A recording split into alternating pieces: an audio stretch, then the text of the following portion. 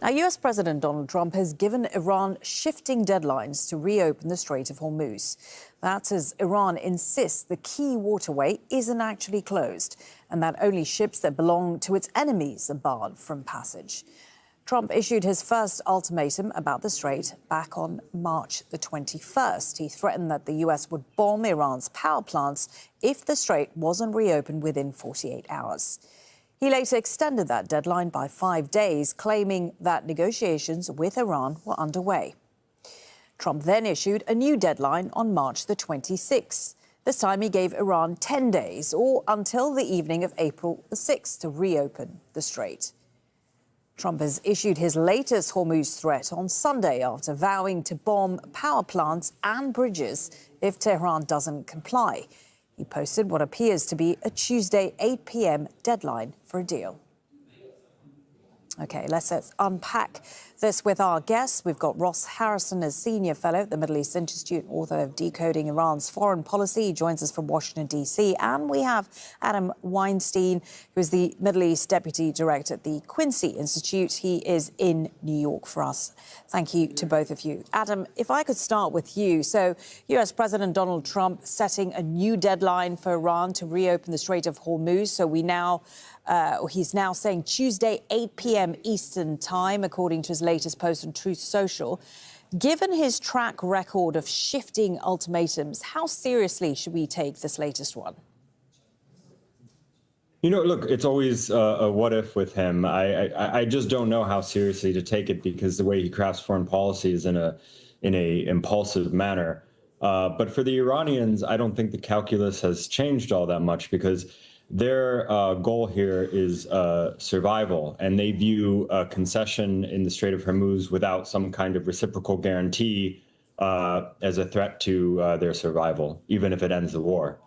Ross, to you, on the one hand, Trump is publicly taunting and threatening Iran, but in interviews, we saw one he did on Fox News recently. He suggested a deal could be reached within days. He said that before. From Tehran's perspective, how difficult does that make it to interpret U.S. intentions? Well, I think they're accustomed to Donald Trump's style at this point. I think they assume that that what they're seeing in terms of Donald Trump's, frankly, escalatory language and profane language is a sign of frustration and a sign that there may be fewer options available to the United States to achieve the goal of opening the Strait of Hormuz. So I think they're interpreting this as to some degree success of their policy of sort of boxing Donald Trump in, and the fact that I think that they assume that this kind of escalatory language is going to be followed by some kind of escalation on the ground in the coming days. So that would probably be their assumption. Whether, in fact, that plays out, well, remains to be seen.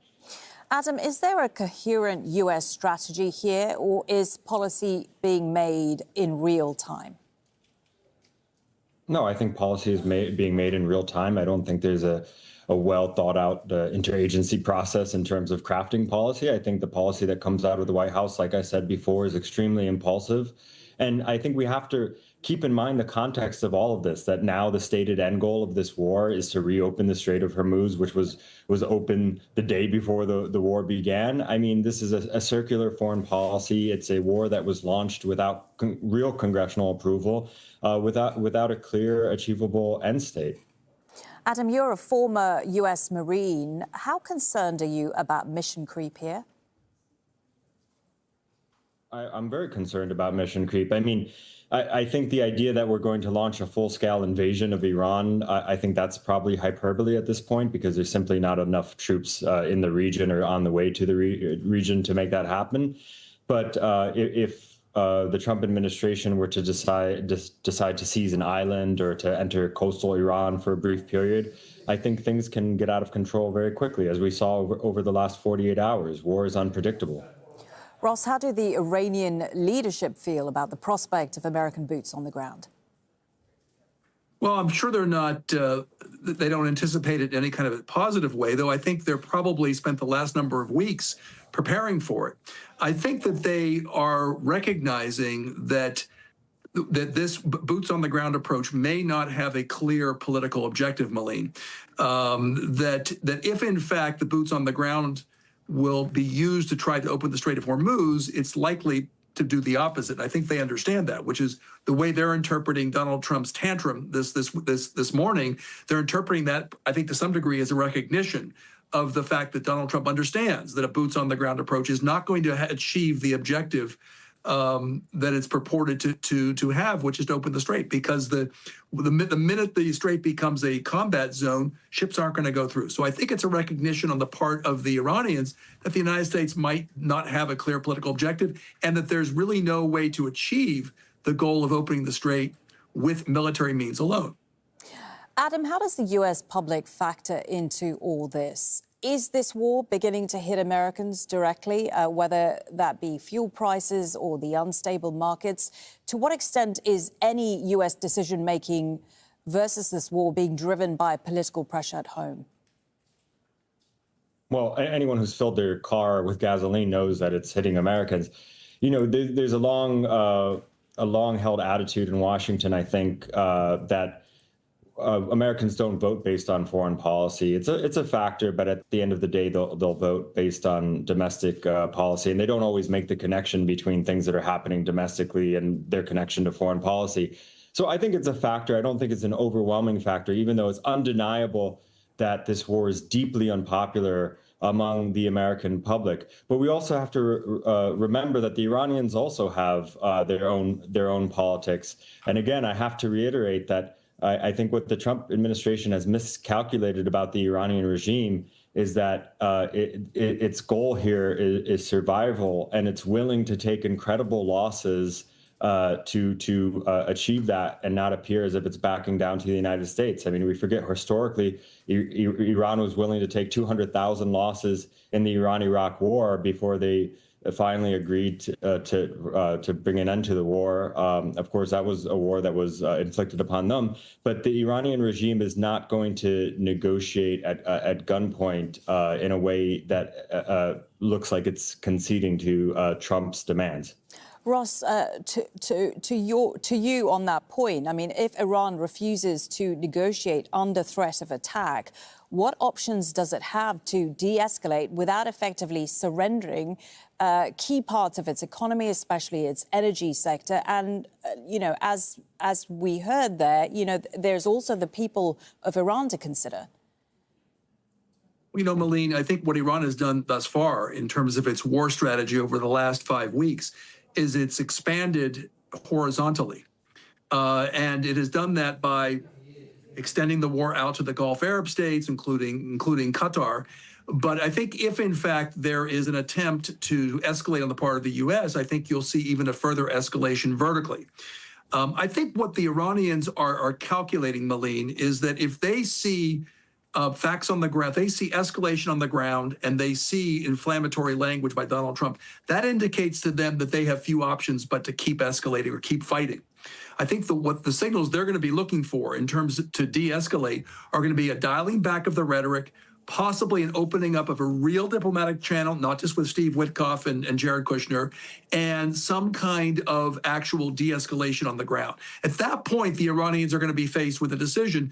Do they de-escalate or do they keep going? I think both parties are going to want to find an off-ramp, but I think it's a matter of timing and which one leaves the battle the highest on the escalation ladder. And on the off-ramp, Ross, we've been hearing about these discussions involving Oman in the Strait of Hormuz, including ideas like transit fees tied to reparations. Is this Tehran testing a diplomatic off-ramp? I don't think so. I mean, I think they're testing a possible regime for after the war on how they manage transit and revenues after the war. But I think in terms of signaling an off-ramp, I think they're going to be very careful about signaling an off-ramp until they see some kind of de-escalation on the part of the United States. And the reason for that, Malene, is very simple. They want to leave this war. They're determined to leave this war, having made the point that any kind of future attack that they will be able to exact a price on the United States or on Israel or anybody that attacks them. And the way to do that is to leave the war having reestablished deterrence. If they're seen as de-escalating prematurely, they will not have achieved their war objective. So it's a very tricky tightrope over the next couple days and weeks, I would say. And Adam, to you finally, where do Gulf countries come into this? Because Iran has threatened to attack more civilian infrastructure. That's already happening. We saw in Kuwait, Iranian drone attacks have damaged 2 power and water desalination plants.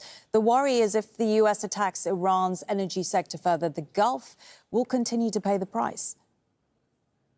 Well, first of all, I agree with everything that was just said by the other guest. In terms of Iran's calculation. Unfortunately, the Trump administration has shown that it doesn't care about U.S. partners. It doesn't care about the cost to U.S. partners. I think the strategy of Iran was to create chaos in the Gulf, and their hope was that they would create enough pain for the Gulf countries that those countries would go to Donald Trump and say, hey, you need to find a resolution for this. We're your close friends and we're really hurting. I don't know that the Trump administration really responds to that, which is unfortunate. And the real tragedy of all of this is, this shouldn't be taken out of context. We had a nuclear deal.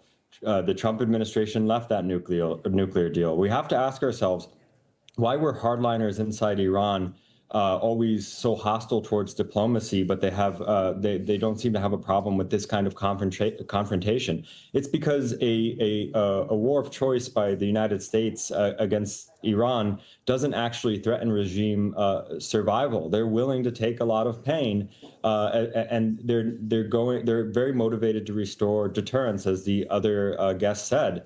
The only time that we've seen real flexibility on the part of the Iranians is when a U.S. government was willing to work with the more pragmatic actors inside the Iranian government towards a diplomatic solution, which is what the Trump administration should do. But I don't know if they've realized that yet. OK, thank you to both our guests, Ross Harrison and Adam Weinstein.